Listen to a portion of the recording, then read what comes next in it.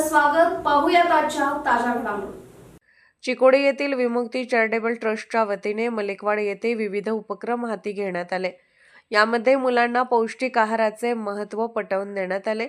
तसेच येथील सुमारे 200 बालकांना वह्यांचे शालेय साहित्याचे वितरण करण्यात आले. अध्यक्षस्थानी विमुक्ती संस्थेचे फादर विसेंट डिसोजा होते. प्रारंभी महासंघाचे अध्यक्षा सुनीता माने यांनी स्वागत केले. त्यानंतर आयोजित कार्यक्रमात सहभागी 158 बालकांना पौष्टिक आहार, निरोगी शरीर, शारीरिक वाढ, शिस्तबद्धता, स्वच्छतेचे महत्त्व आदी बाबींवर प्रशिक्षण देण्यात आले. दरम्यान आशा कार्यकर्त्या भारती बाकडे यांनी मनोगत व्यक्त केले.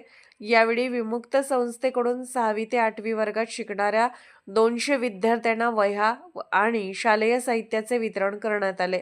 यावेळी सुनीता माने, भारती बाकडे, विमुक्ती संस्थेचे ब्लेज रेड्रिगस, संगीता नडोनी, गीता मोगळे यांच्यासह महिला विद्यार्थी उपस्थित होते.